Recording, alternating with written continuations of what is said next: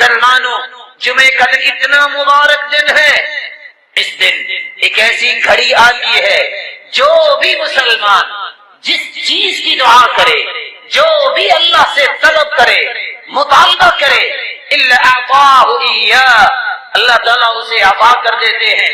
وقال بيده يقللها، اور آپ نے کہا یہ بہت چھوٹی گھڑی ہوتی ہے، وہی ساعۃ خفیفہ، بہت تھوڑا وقت ہوتا ہے اس گھڑی کا، اس لیے اس گھڑی کی تلاش میں رہا کرو۔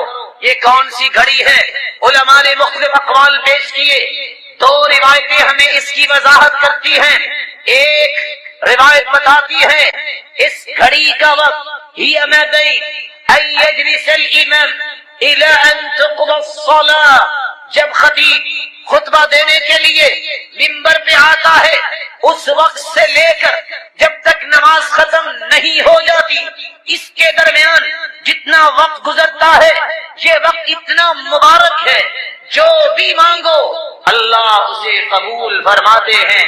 اور دوسری روایت کے الفاظ ہیں یوم الجمعہ 12 ساعة، جمعے کے دن 12 گھڑیاں ہیں، لا یوجد فیہا عبد مسلم یسأل اللہ شیئا الا آتاہ ایاہ، ان 12 گھڑیوں میں ایک ایسی گھڑی ہے جو بھی انسان مانگتا ہے اللہ اسے پورا فرما دیتے ہیں۔ فالتمسوها آخر ساعة بعد العصر، یہ گھڑی عصر کی نماز سے لے کر مغرب کی نماز تک ہوتی ہے۔ دوسری روایت کے لفظ ہیں بعد العصر الى غیبوبة الشمس، عصر کی نماز کے بعد سے لے کر جب تک سورج کی ٹکیا غروب نہیں ہو جاتی اس وقت تک یہ مبارک گھڑی رہتی ہے۔ یہی وجہ ہے ابو ہریرہ رضی اللہ تعالی عنہ اور عبداللہ بن سلام رضی اللہ تعالی عنہ اور امام احمد بن حنبل رحمت اللہ علیہ کہا کرتے تھے کہ یہ عصر سے لے کر مغرب تک کا وقت بڑا ہی مبارک ہوتا ہے۔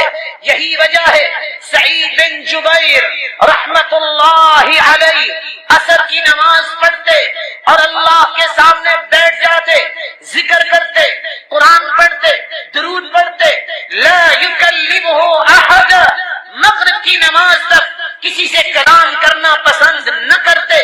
اور سلف صالحین کا یہ رویہ رہا ہے، جمعے کا دن ہوتا اور عصر کی نماز پڑھنے کے بعد اپنے گھر بھی جاتے، دروازہ بند کر لیتے اور کسی کو مغرب تک آنے کی اجازت نہ دیتے۔ سبب کیا ہے؟ اس دن کثرت سے درود کیا جائے، اس دن کثرت سے ذکر کیا جائے، کثرت سے دعا کی جائے، جس کو اللہ نے عید الاضحیٰ، عید الفطر اور تمام دنوں کا سرتاج کہا۔ اس دن کا اہتمام کرنے والا بھی اللہ کے ہاں اتنا ہی عزت والا ہوگا۔ رسول اللہ صلی اللہ علیہ وسلم نے فرمایا جو ایک مرتبہ درود پڑھتا ہے اس کو 10 انعامات سے نوازا جاتا ہے۔ ایک حدیث میں 3 انعامات کا تذکرہ ہے۔ ابو طلحہ رضی اللہ تعالی عنہ سے مروی ہے رسول اللہ صلی اللہ علیہ وسلم نے فرمایا اتانی آت من عند ربی عز وجل، اللہ کے پاس سے ایک آنے والا میرے پاس آیا یعنی جبریل، فقال، اور کہنے لگا من صلى من امتك صلاة واحدة، اے اللہ کے پیارے محبوب صلی اللہ علیہ وسلم، آپ کی امت میں سے اگر کوئی ایک مرتبہ درود پڑھتا ہے كتب اللہ له بها 10 حسنات، پہلا انعام اللہ رب العزت 10 نیکیاں اس کے نامے اعمال میں لکھوا دیتے ہیں۔ وَمَحَ عَنْهُ 10 سَيِّئَاتٍ، 10 گناہوں کو معاف کر دیا جاتا ہے۔ وَرَفَعَ لَهُ 10 دَرَجَاتٍ، تیسرا انعام اللہ رب العزت اس ایک مرتبہ درود کی وجہ سے 10 درجات کو بلند فرما دیتے ہیں۔ وَرَدَّ عَلَيْهِ مِثْلَهَا، اور اللہ اس پر اپنی رحمتوں کا نزول فرماتے ہیں۔ چوتھا انعام عبد الرحمن بن عوف رضی اللہ تعالی عنہ سے مروی ہے خرج النبی صلی اللہ علیہ وسلم فاتبعته، اللہ کے رسول صلی اللہ علیہ وسلم نکلے میں بھی آپ کے پیچھے پیچھے. آپ ایک کھجوروں کے باغ میں گئے اور سجدے میں چلے گئے. فأطال السجدہ، اتنا لمبا سجدہ کیا. حتی خفت، مجھے خوف محسوس ہونے لگا. کس بات کا؟ کہ کہیں وہ رب تعالی کے پاس نہ چلے گئے. جب آپ نے اپنا مبارک سر اٹھایا، فرمایا ما لک عبد الرحمن کیوں پریشان ہے؟ کہا اللہ کے رسول صلی اللہ علیہ وسلم آپ کو لمبا سجدہ کرتے وقت دیکھا تو یہ محسوس ہوا. کہا میرے پاس جبریل آئے اور انہوں نے آ کے اطلاع دی، الا ابشرک، اے اللہ کے پیارے محبوب میں آپ کو بشارت اور خوشخبری نہ دے دوں؟ میں نے کہا کیوں نہیں؟ خوشخبری کیا ہے؟ من صلی علیک صلیت علیہ ومن سلم علیک سلمت علیہ فسجدت للہ شکرا. اللہ کی طرف سے پیغام آیا، جو تجھ پہ صلات پڑھے گا، درود پڑھے گا، میں اس پہ رحمت نازل کروں گا. جو آپ کو سلام کہے گا، اللہ فرماتے ہیں میرے محبوب میں اس پہ سلامتی نازل کروں گا. میں نے اسی خوشخبری کو سن کے ہی اللہ کا شکر ادا کرنے کے لیے سجدہ ریز کیا. انس بن مالک رضی اللہ تعالی عنہ روایت کرتے ہیں، 5واں انعام، ما علی الارض من مسلم یصلی علیک مرۃ واحدہ. اے اللہ کے پیارے محبوب، روئے زمین پر کوئی ایک مرتبہ آپ پہ درود بھیجے گا، الا صلیت انا وملائکتی علیہ 10، اس میں تو ایک مرتبہ زبان کو حرکت دی، میں اور میرے تمام نورانی فرشتے 2 کام کریں گے. میں 10 مرتبہ اس پہ رحمتوں کا نزول فرماؤں گا اور 10 مرتبہ جتنی بھی نورانی مخلوق ہے اس کی بخشش کی دعائیں کریں. 6واں انعام، رسول اللہ صلی اللہ علیہ وسلم نے فرمایا، جو شخص ایک مرتبہ درود بھیجتا ہے، صلی اللہ علیہ وملائکتہ 70 صلاة فلیقل عبد من ذلك او لیکثر. ایک مرتبہ درود بھیجنے والا کتنا خوش نصیب ہے، اللہ رب العزت اس پہ 70 مرتبہ رحمتوں کا نزول فرماتے ہیں، اور کھربوں کی تعداد میں فرشتے 70 مرتبہ اس بندہ مومن کی بخشش کی دعائیں کرتے. 7واں انعام، جو شخص رسول اللہ صلی اللہ علیہ وسلم پہ درود بھیجتا ہے، عبداللہ ابن مسعود رضی اللہ تعالی عنہ سے روایت ہے، جس نے درود بھیجا اس کا تذکرہ رسول اللہ صلی اللہ علیہ وسلم کے پاس کیا جاتا ہے. کیسے کیا جاتا ہے؟ اس کی کیفیت و حقیقت کو رب جانتا ہے. ان للہ ملائکۃ سیاحین فی الارض یبلغون من امت السلام. اللہ کے کچھ نورانی فرشتے ہیں جو سرزمین میں چلتے ہیں اور جو بھی درود بھیجتا ہے وہ درود مجھے پہنچانے کی ذمہ داری اللہ نے ان کی لگائی ہے. اور دوسری روایت میں آتا ہے فإن صلاة أمتي تعرض علی، میری امت میں سے جو بھی درود بھیجتا ہے وہ درود مجھ پہ پیش کیا جاتا ہے. فمن كان أكثرهم علي صلاة اقربهم مني منزلة، جو جتنا زیادہ درود بھیجتا ہے وہ زندہ ہے تب بھی، قیامت کے دن آئے گا تب بھی سب سے قریب میرے وہ ہے.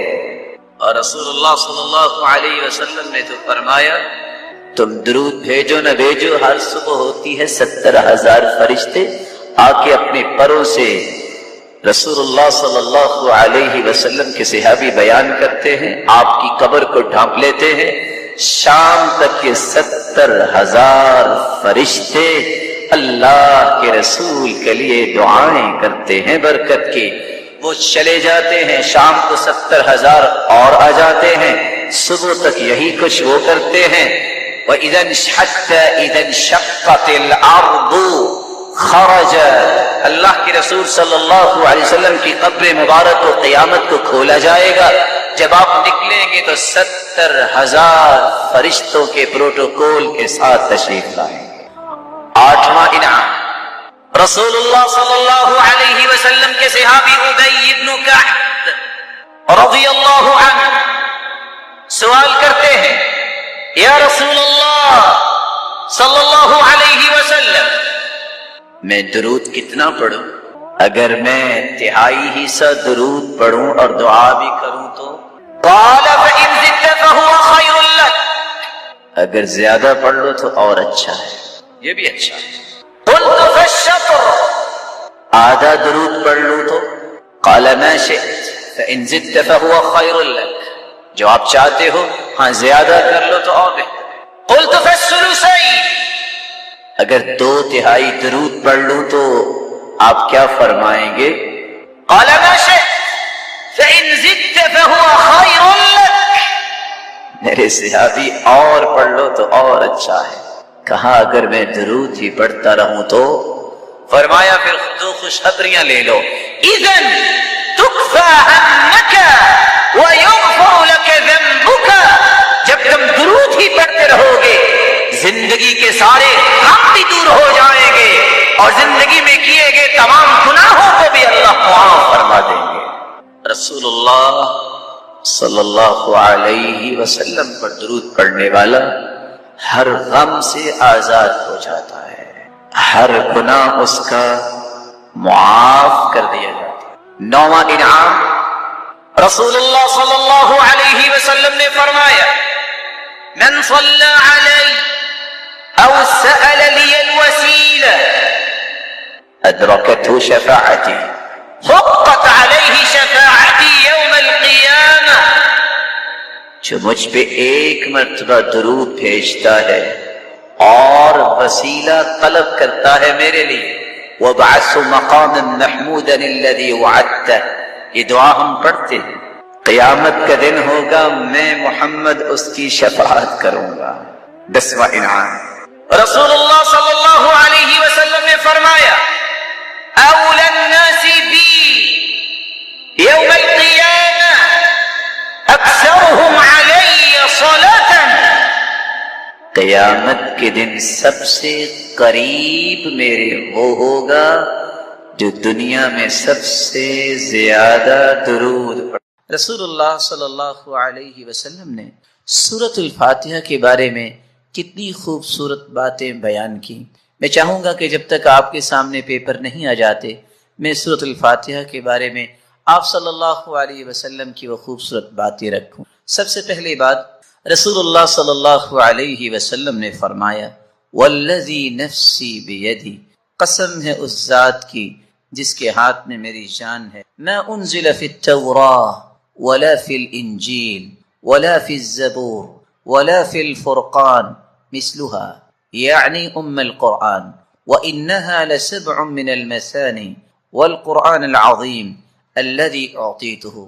اللہ تعالیٰ نے آسمانی اور الہامی کتابوں میں سے نہ تو تورات میں ایسی صورت نازل کی، نہ انجیل میں ایسی صورت نازل کی، نہ ہی زبور میں ایسی کوئی صورت نازل کی، اور نہ ہی قرآن مجید میں ایسی صورت ہے جیسی اللہ تعالیٰ نے سورۃ الفاتحہ کو نازل کر کے اپنی مخلوق پر انعام کیا ہے۔ یہ 7 آیتیں بار بار پڑھی جانے والی ہیں۔ یہ ام القرآن بھی ہے، قرآن مجید کی ماں کا درجہ اس کو دیا گیا، ام الکتاب بھی ہے، یہ کتاب کی، کتاب اللہ کی ماں کا درجہ دیا گیا اس کو۔ رسول اللہ صلی اللہ علیہ وسلم نے ایک دوسری روایت میں فرمایا کہ سورۃ الفاتحہ یہ ایک بے مثال نور ہے، ایک ایسی روشنی ہے۔ سیدنا عبداللہ ابن عباس رضی اللہ تعالی عنہ بیان کرتے ہیں، بینما جبریل قاعد عند النبی صلی اللہ علیہ وسلم سمع نقیضا من فوقه فرفع رأسه فقال، رسول اللہ صلی اللہ علیہ وسلم کے پاس جبریل امین تشریف فرما تھے، اچانک سے ایک آواز آئی، رسول اللہ صلی اللہ علیہ وسلم نے اپنا سر مبارک اٹھایا اور پوچھا یہ آواز کیسی ہے؟ تو جبریل امین نے جواب دیا، هذا باب من السماء فتح اليوم لم يفتح قط الا اليوم، آسمان کا یہ وہ دروازہ کھلا ہے جو آج تک نہیں کھلا تھا، فنزل منه ملک اور اس دروازے سے ایک فرشتہ زمین کی طرف اترا ہے. فقال هذا ملک نزل الى الارض لم ينزل قط، پہلے نہیں اتارا گیا یہ فرشتہ الا اليوم، آج ہی اس کو اترنے کا حکم دیا گیا. فسلم، اور اس فرشتے نے اتر کر سلام کہا. وقال ابشر بنورین، اے اللہ کے محبوب دو روشنیوں کے لیے، دو روشنیاں اور دو نوروں کے ساتھ آپ کو خوشخبری دینے آیا ہوں. اوتیتہما لم یؤتہما نبی قط قبلک، ایسے نور جو آپ سے پہلے کسی نبی کو عطا نہیں کیے گئے. فاتحۃ الکتاب، ایک سورۃ الفاتحہ ہے. وخواتیم سورۃ البقرہ، اور سورۃ البقرہ کی آخری آیات ہیں. لن تقرأ بحرف منہما الا اعطیت، سورۃ البقرہ کی آخری آیتیں اور سورۃ الفاتحہ کا کوئی بھی حرف آپ پڑھیں تو اللہ رب العزت اس ایک ایک حرف کے بدلے عطائیں کرتے ہیں. اور یہ روایت صحیح ہے، بلکہ رسول اللہ صلی اللہ علیہ وسلم نے اس سورت کی عظمت کو بیان کرتے ہوئے صحابہ کرام کو کتنی خوبصورت بات سمجھائی. صحیح بخاری کا وہ واقعہ کتنا مشہور ہے کہ جب صحابہ کرام بنی سلیم کے قبیلے میں پہنچے، جب پتہ چلا ایک آنے والی عورت نے بتایا کہ ہمارے قبیلے کے سردار کو بچھو نے کاٹ لیا ہے، کیا آپ کے پاس کوئی ایسا شخص ہے جو شخص دم کر سکتا ہو؟ تو رسول اللہ صلی اللہ علیہ وسلم کے ایک صحابی جنہوں نے صرف سورۃ الفاتحہ تلاوت کی اور اس کو دم کر دیا، رسول اللہ صلی اللہ علیہ وسلم کے اس صحابی نے اس سورۃ الفاتحہ کو پڑھنے کے بعد جب دم کیا تو وہ شخص ایسی شفا کی طرف چلا گیا وَكَأَنَّمَا نُشِطَ مِنْ عِقَالٍ، جیسے کوئی گرہ باندھی ہو کھول دی جائے.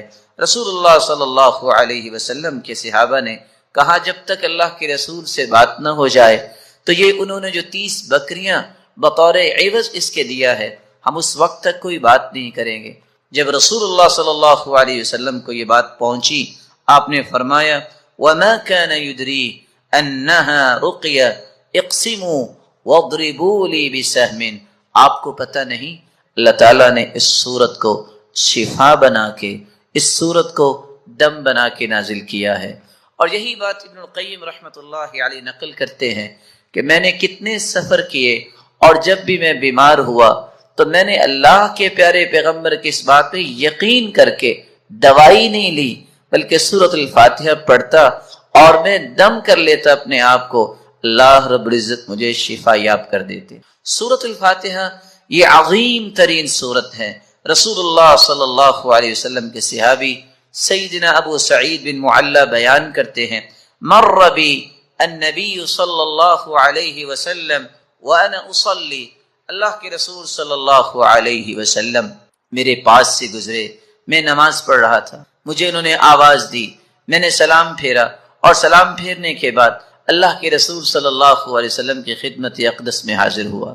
آپ نے فرمایا میں نے آپ کو آواز دی الم یقل اللہ یا ایھا الذین آمنوا استجیبوا للہ وللرسول، آپ نے اللہ کا یہ کلام نہیں سنا کہ جب اللہ اور اس کے رسول کی بات ہو تو اس بات کو فوراً مانو، لبیک کہو. کہا اللہ کے رسول صلی اللہ علیہ وسلم میں نماز پڑھ رہا تھا. پھر اللہ کے رسول صلی اللہ علیہ وسلم نے فرمایا الا اعلمک اعظم سورۃ فی القرآن قبل ان اخرج، کیا میں تمہیں قرآن مجید کی سب سے عظیم سورت نہ سکھا دوں اس سے پہلے کہ تم مسجد سے نکل جاؤ، اپنے گھر کو لوٹ جاؤ؟ میں نے کہا کیوں نہیں؟ تو رسول اللہ صلی اللہ علیہ وسلم نے جو سورت سکھائی، جو قرآن مجید کی عظیم ترین سورت ہے، وہ سورۃ الفاتحہ کی تعلیم دی. یہی وجہ ہے رسول اللہ صلی اللہ علیہ وسلم نے یہ فیصلہ سنا دیا، کاش اس فیصلے کو بھی امت مان لے. لا صلاۃ لمن لم یقرأ بفاتحۃ الکتاب، جو شخص نماز کے اندر سورۃ الفاتحہ نہیں پڑھتا اس کی نماز نہیں ہوتی، جیسا کہ صحیح بخاری کی روایت ہے. اور صحابی تو بیان کرتے ہیں عبادہ بن صامت رضی اللہ تعالی عنہ کہ فجر کی نماز سب نے پڑھی اللہ کے رسول صلی اللہ علیہ وسلم کے پیچھے. جب رسول اللہ صلی اللہ علیہ وسلم قرآن کی تلاوت کر رہے تھے فثقلت علیہ القراءة، قرات آپ پہ بوجھل ہوئی، رسول اللہ صلی اللہ علیہ وسلم نے سلام پھیرا اور سوال کیا لعلکم تقرؤون خلف امامکم، کیا تم امام کے پیچھے بھی پڑھتے ہو؟ تو صحابہ کرام نے کہا جی ہاں۔ تو رسول اللہ صلی اللہ علیہ وسلم نے فرمایا لا تقرؤوا لا تفعلوا كما فی روایت اخری، دوسری روایت کے الفاظ ہیں لا تفعلوا الا بفاتحة الکتاب، امام کے پیچھے کھڑے ہو کر تم صرف سورۃ الفاتحہ پڑھا کرو، فإنه لا صلاة لمن لم يقرأ بها، کیونکہ سورۃ الفاتحہ پڑھنے کے بغیر نماز نہیں ہوتی۔ کثرت سے درود پڑھا کریں، کہتے ہیں بس مولویوں کو تو کام کو، تو ہمیں کہتے ہیں کہ ہم بھی اس دن یہی کام کریں۔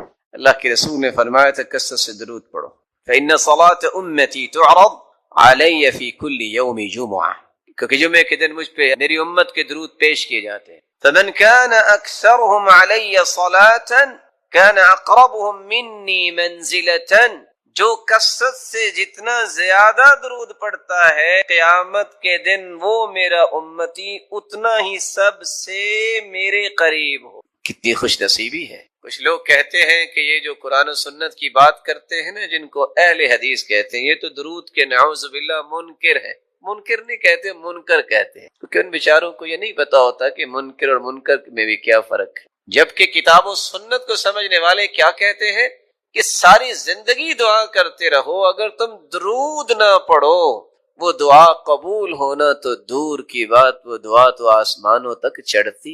پوچھے تو صحیح نا ہم سے کہ ہمارا موقف کیا ہے، خود سے ہی بات بنا کے کہہ دیں کہ قرآن و سنت کو ماننے والے ایسا کہتے ہیں۔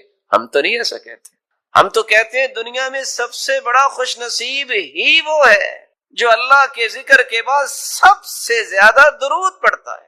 رسول اکرم صلی اللہ علیہ وآلہ وسلم نے اسی لیے صحابہ کرام سے کہا تھا من صلی علی او سأل لی الوسیلہ حقت علیہ شفاعتی یوم القیامہ، جو شخص درود پڑھتا ہے اور پھر میرے لیے وسیلہ طلب کرتا ہے، قیامت کا دن ہوگا میں اس امتی کی شفاعت کروں گا، سفارش کروں۔ صحیح ترغیب کی روایت 1668 رسول اللہ صلی اللہ علیہ وسلم نے فرمایا اولی الناس بی یوم القیامہ اکثرهم علی صلاۃ، قیامت کے دن سب سے پیارا اور قریبی میرے وہ ہوگا جو سب سے زیادہ مجھ پہ درود بھیجنے والا۔ بلکہ اللہ کے رسول صلی اللہ علیہ وسلم نے فرمایا تھا ابخل الناس من ذکرت عنده فلم يصلی علی، بخیل تو دنیا میں بہت ہیں لیکن سب سے بڑا بخیل کسی نے دیکھنا ہے تو وہ ہے جس کے پاس میرا تذکرہ ہو اور پھر وہ درود نہ بھیجے۔ یہاں رک کے میں ایک گزارش کروں گا بڑوں سے بھی اور چھوٹوں سے۔ کچھ تو اللہ کے رسول کے دشمن ہیں، کافر، کچھ ایمان لانے کے باوجود بھی دشمنی کرتے ہیں کیونکہ اللہ کے رسول کی بات نہیں مانتے اور آپ کے وزیروں اور مشیروں کو برا بلا کہتے ہیں، یہ بھی دشمنی ہے اللہ کے رسول۔ اور کچھ لوگ چاہتے نہ چاہتے بھی بخیلی کر جاتے ہیں اور بخل کرنے والوں کے صف میں کھڑے ہو جاتے ہیں اور اپنے آپ کو نیک بھی کہتے ہیں۔ آپ پوچھیں گے وہ کیسے؟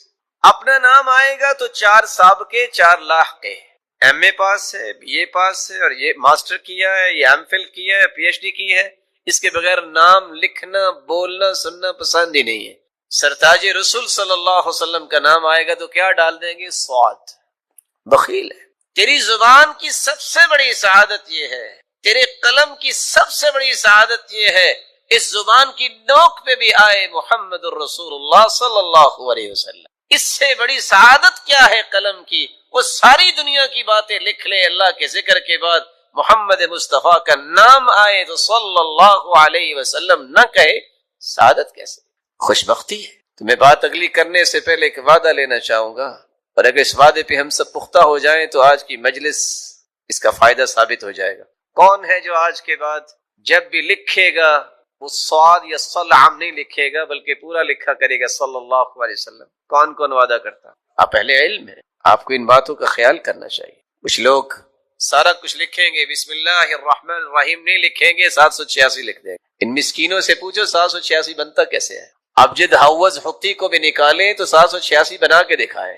عادات کا علم جو ہے اس میں بھی دیکھیے۔ پھر اللہ عز و جلال کے نام میں بخل، دنیا میں کسی سے محبت ہو تو اس کے تذکرے نہیں زبان پہ ختم ہوتے، تو رب تعالیٰ جو خالق و مالک ہے اس کا نام مبارک لیتے وقت جو کہے کہ 786، یہ وہ رویے ہیں جو بتاتے ہیں کہ اللہ ذوالجلال کی عظمت سے متعارف شخص نہیں ہے۔ آپ صلی اللہ علیہ وسلم نے فرمایا، صحیح ترغیب کی روایت ہے 1675، کل دعاء محجوب حتی یصلی علی محمد، ہر دعا روک دی جاتی ہے، وہ پہنچتی نہیں ہے آسمانوں تک جس میں درود نہیں ہوتا۔ بلکہ حسین ابن علی کی روایت ہے صحیح ترغیب کی 1681، من ذکرت عنده فخطئ الصلاة علی خطئ طریق الجنہ، جس شخص کے پاس اللہ کے رسول صلی اللہ علیہ وسلم کا تذکرہ کیا جائے وہ درود پڑھنا بھول جائے، وہ پڑھنا بھولا نہیں، جنت کا راستہ بھول۔ یہ ہمارا موقف ہے، اس پہ کوئی اشکال ہے تو کوئی بتائے۔ ہمارا تو موقف ہے دعا ہی قبول نہیں ہوتی، دعا چڑھتی نہیں ہے، وہ جنت کا راستہ ہی بھول جاتا ہے۔ کون کہتا ہے کہ قرآن و سنت کی بات کرنے والے درود کے منکر ہیں؟ یہ صرف حاسد اور ناقد جو ہے جس کے پاس کوئی دلیل نہیں بنتی تو پھر وہ تانے دیتا ہے۔ تان و تشنیع کرنے والے کبھی بھی فلاح نہیں پاتے۔ اللہ کے رسول صلی اللہ علیہ وسلم پر درود بھیجنا یہ ہر مسلمان کی سب سے بڑی سعادت ہے۔ اللہ ذوالجلال کے ذکر، آپ صلی اللہ علیہ وآلہ وسلم کی محبت کا یہ تقاضا کہ آپ پر درود پڑھا جائے، اس کے بارے میں ایک ضروری بات سمجھنے والی ہے۔ کتنے لوگ ترجمہ کرتے ہیں ان اللہ وملائکتہ یصلون علی النبی، ان اللہ وملائکتہ، بے شک اللہ ذوالجلال اور اس کے فرشتے، یصلون علی النبی، وہ نبی پر درود بھیجتے ہیں۔ یہ ترجمہ ٹھیک نہیں ہے۔ یا ایھا الذین آمنوا صلوا علیہ وسلموا تسلیما، اے مومنو تم بھی درود پڑھو۔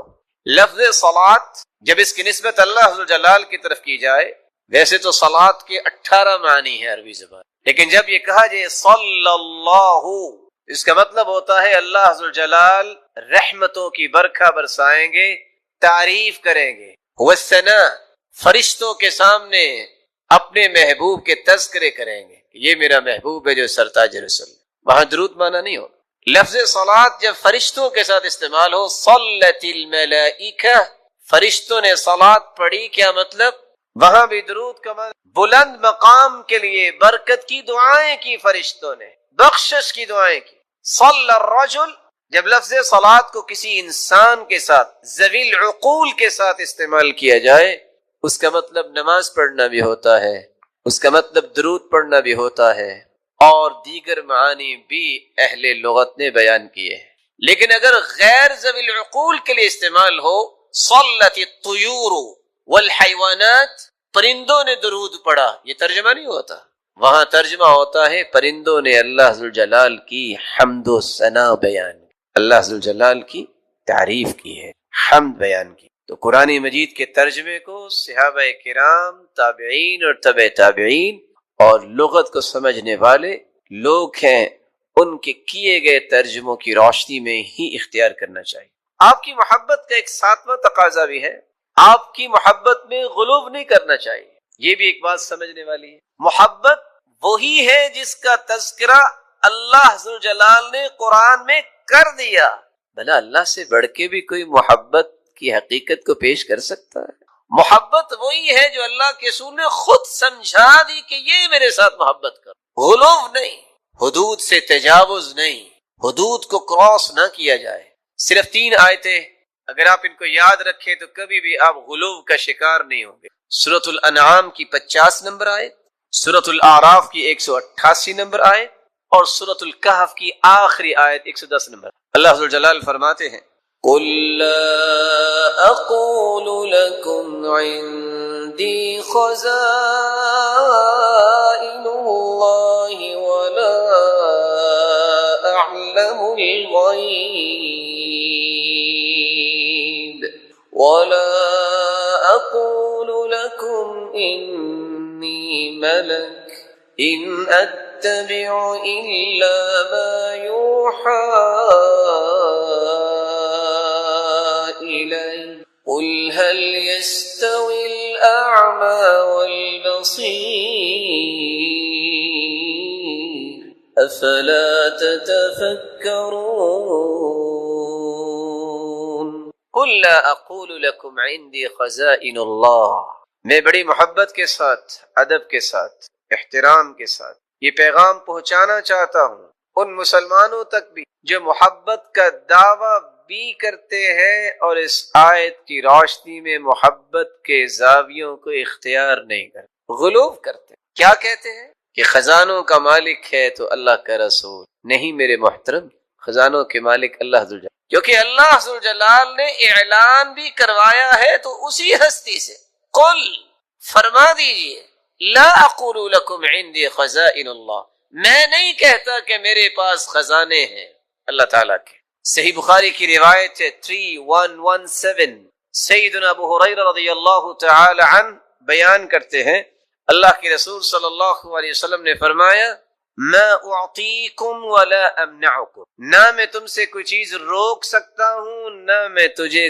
کوئی دے سکتا ہوں، انما انا قاسم اضع حیث امرت، میں تو تقسیم کرنے والا ہوں کہاں؟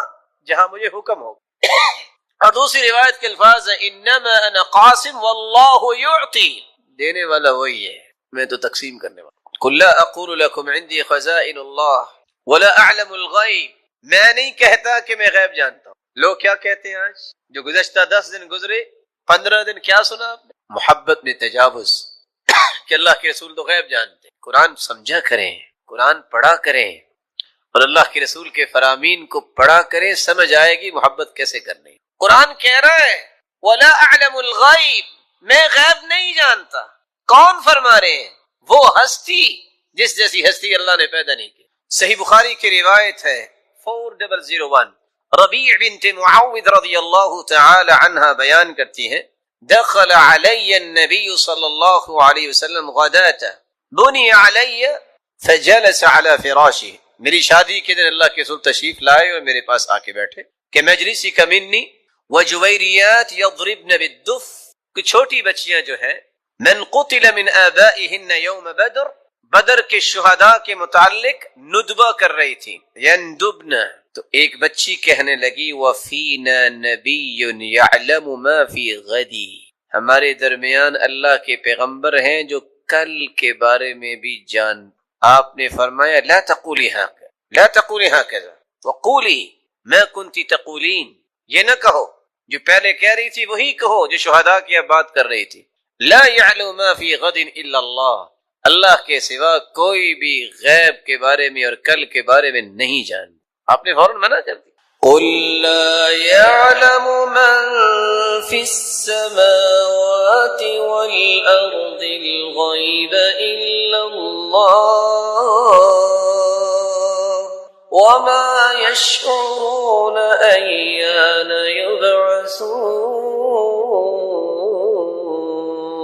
يبعثون۔ میرے محبوب فرما دیجئے لا يعلم من في السماوات والأرض الغيب إلا الله، زمین و آسمان کے غیب کے متعلق کوئی نہیں جانتا۔ ہاں جس کو اللہ ذوالجلال نے اپنے پیغمبر کو بتا دیا پھر وہ غیب رہتا نہیں ہے، جس کو یہ آیت سمجھ آ جائے کبھی بھی تجاوز نہیں کرے گا۔ لوگ آدھی آدھی رات گزار دیتے ہیں اور یہ کہہ رہے ہوتے ہیں ادرکنی یا رسول اللہ، انظر الی یا رسول اللہ صلی اللہ علیہ وسلم، میرے بھائی استغاثہ اور مدد طلب کریں تو اللہ ذوالجلال سے۔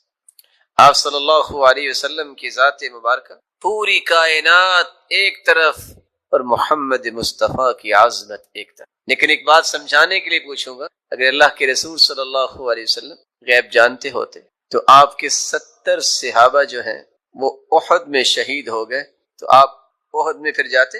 بولیے، اگر پتا تھا کہ میرے صحابہ شہید ہو جائیں گے۔ بیر معونہ پہ 70 قراء شہید ہو گئے جن کو خود ہی بھجوایا تھا۔ اگر غیب کا علم ہوتا تو اہل قرآن جو شہید ہوئے ہیں آپ اس کے بارے میں کیا کہیں گے؟ سیدہ عائشہ رضی اللہ تعالیٰ عنہ جن کی پاکیزگی قرآن نے بیان کی، اگر غیب کا علم ہوتا تو آپ یہ فرماتے ان کنت الممت بذنب فتوبی واستغفری، عائشہ اگر تم سے بھول ہوگی ہے، غلطی ہوگی ہے تو توبہ کر لو۔ بیوی سے کہتے ایسا؟ اگر غیب کا علم ہوتا تو وہ لقمہ جس میں زہر ڈالی گئی کھانے میں تو آپ وہ لقمہ لیتے؟ اللہ ذوالجلال نے عقل اس لیے دی ہے کہ اس کے ساتھ قرآن کو صحیح طریقے سے سمجھا جائے۔ ساتھ ہی اللہ ذوالجلال فرماتے ہیں وَلَا أَقُولُ لَكُمْ إِنِّي مَلَكٌ، میں یہ بھی نہیں کہتا کہ میں فرشتہ ہوں۔ آپ نے سنا ہوگا کہ کیا کہتے ہیں نبی نور من نور اللہ ہے. کاش ان بیچاروں مسکینوں کو پتہ چل جائے کہ اس کا معنی کیا ہے اور کہاں تک اس کے نتائج جاتے ہیں تو دوبارہ کبھی نہ بولے. قرآن کہتے ہیں وقالت الیہود عزیر ابن اللہ وقالت النصارى المسیح ابن اللہ. یہودیوں نے کہا کہ عزیر اللہ کے بیٹے ہیں، عیسائیوں نے کہا کہ عیسیٰ اللہ کے بیٹے ہیں. یضاہئون قول الذین کفروا من قبل قاتلهم اللہ. کافر ہو گئے یہ کہہ کر اللہ ان کے ٹکڑے کرے. انا یؤفکون، کہاں بہک رہے ہیں. یہودی اگر کہیں کہ عزیر علیہ الصلاۃ والسلام اللہ کے بیٹے ہیں اور عیسیٰ علیہ الصلاۃ والسلام کے بارے میں عیسائی کہیں کہ وہ اللہ کے بیٹے ہیں، ان کے بارے میں تو قرآن نے یہ کہا ہے. تو کوئی مسلمان کہے کہ نبی نور من نور اللہ ہے، وہ اللہ کے نور میں سے نور ہے، تو ان کے بارے میں کیا ہوگا؟ وَلَا أَقُولُ لَكُمْ إِنِّي مَلَكٌ، میں کہہ رہا ہوں کہ میں فرشتہ نہیں ہوں. یہ قرآن ہے. سورۃ الانعام کی 50 نمبر آیت ضرور پڑھیے. ان اتبع الا ما یوحى الی، میں تو اتباع کرتا ہوں جو میری طرف وحی آتی. اور دوسری آیت قل لا املک لنفسی نفعا ولا ضرا الا ما شاء اللہ ولو كنت اعلم الغیب لاستكثرت من الخیر وما مسني السوء إن أنا إلا نذير وبشير لقوم يؤمنون. قل لا أملك لنفسي نفعا ولا ضرا. میرے محبوب آپ فرما دیجئے، یہ سورۃ الاعراف کی آیت 188 یاد رکھیے گا. میرے محبوب فرما دیجئے میں اپنے بھی نفع نقصان کا مالک نہیں. وَلَوْ كُنْتُ عَالَمُ الْغَيْبِ، اگر میں غیب جانتا ہوتا لَاسْتَكْثَرْتُ مِنَ الْخَيْرِ، تو ساری خیر و بھلائی میں جمع کر لوں. وَمَا مَسَّنِيَ السُّوءُ، مجھے کوئی بھی تکلیف نہ پہنچتی اگر میں غیب جانتا ہوتا. إِنْ أَنَا إِلَّا نَذِيرٌ وَبَشِيرٌ لِقَوْمٍ يُؤْمِنُونَ، ایمان لانے والوں کے لیے میں خوشخبریاں بھی سنانے والا ہوں اور جہنم سے ڈرانے والا. اور آخری آیت جو سورۃ الکہف کی ہے 110، جس میں اللہ جلال نے نتیجہ ہی نکال دے، جس کے بعد مزید ضرورت نہیں ہے، جس کو اللہ نے عقل سلیم عطا کی ہے، دوبارہ وہ حدود سے تجاوز نہیں کرتا. فرمایا قل انما انا بشر مثلکم. قل، میرے محبوب فرما دیجیے، انما انا بشر مثلکم، میں تمہارے جیسا ہی بشر ہوں. فرق کیا ہے؟ مجھے اللہ نے بشریت کا سرتاج بنا. یوحى الی انما الہکم الہ واحد، مجھے اللہ نے پیغمبر بنایا ہے، رسول اور نبی بنایا ہے، وہی میری طرف اترتی ہے اور مجھے پوری کائنات کا سرتاج بنایا ہے. انما الہکم الہ واحد، اور وہی کیا ہے؟ معبود برحق صرف ایک. اب بھلا بتائیے کہ اللہ کے رسول صلی اللہ علیہ وسلم سے اللہ جلال نے اقرار کیا، اعلان کروایا ہے کہ آپ فرما دیجئے اپنی امت کو کہ میں تمہارے جیسا بشر.